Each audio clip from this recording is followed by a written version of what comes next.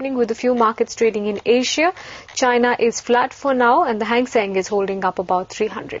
So let's focus on a couple of other stocks that have been in the news lately. Educomp has announced an acquisition. Shantanu Prakash joins in to talk about that. Shantanu, morning. First, one word on this acquisition you're making, Zaptive Internet, what it will cost you and what it will add to you in terms of a revenue profile? Well, this is more of a strategic acquisition rather than a financially material acquisition, because firstly it's very tiny. The amount is only 1.3 million, but Educomp has ambitions in the supplemental education space in India. And if you take a step back, you will see that over the past couple of years we have planted a very firm foothold on some of the very large spaces in the education ecosystem. For instance, professional education, vocational education, K through 12 schools, professional training, content development, so on. Supplemental education is our next big target. And our vision and view of supplemental education is to really capture the customer wallet for the money that they spend outside of a formal school or college. So we are talking about tutoring, we are talking about career counseling, we are talking about assessment, we are talking about academic skills enhancement. And an important component of all of this is helping students get the right higher educational institution or college of their choice. So acquisition of Zaptive, which runs the highly popular website called studyplaces.com, which has relationships with about 4,000 educational institutions worldwide, is really part of our supplemental education strategy. So Study Places, as well as Educomp's existing educational community called LearnHub.com, together we become the largest processor of education leads in India, and that is going to really fuel our supplemental education ambitions. Shantanu, morning to you. If you could just put some numbers to that, then how much by way of revenue are you expecting purely from this business, and how much have you invested into it? Well, supplemental is a new business for Educomp, and when we spoke to our investors in Q3, we gave them a bit of a teaser on what supplemental is going to become for Educomp. As I just mentioned, the overall opportunity is very, very vast.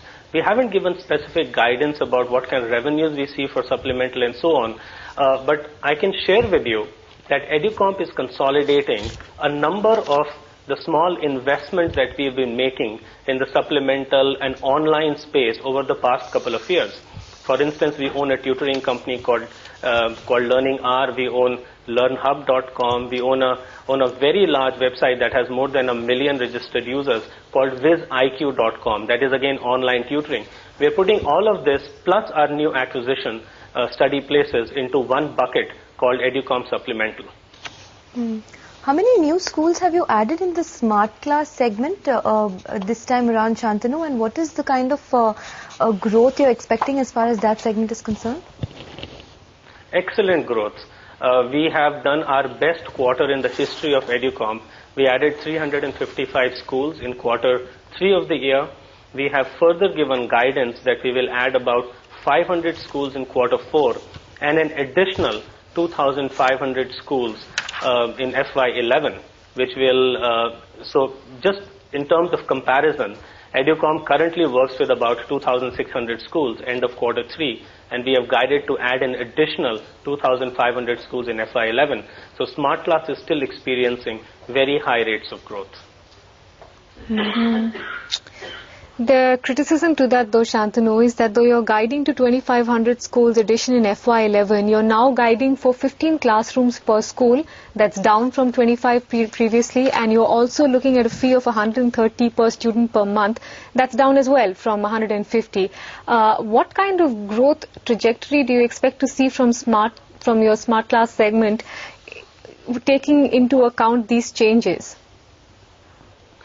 Even if you eliminate the impact of these changes, which are a natural evolution of our model, as SmartClass experiences high rates of growth in Tier 2 and Tier 3 cities, where the size of the schools is smaller, so some change in SmartClass economics will occur, which is a part of the natural evolution and penetration of the product in the Indian school ecosystem. But even eliminating for some of these changes, we see a very robust 65 to 70% year-on-year growth in revenues and a slightly faster growth in profits from the SmartClass segment. I believe you've indicated that for the SmartClass segment you had EBIT margins of about 69%, Shantanu. I just want to understand, stripped of that securitization change that you initiated a few months back, what would the EBIT margins have stood at? Actually, the EBIT margins have not changed because of securitization. The EBIT margin in SmartClass were running a secular 59 to 60% when Educomp had the BOOT model for business model for SmartClass. Now they are 67%. So it's not changed because of securitization. So could you maintain your margins at that 52% level like you did in last quarter? We are very confident that the margins can be stable to expanding over a period of time. And the key reason for that is Educomp licenses its vast library of education content to schools. For every additional school that we add, our marginal cost of education content is zero.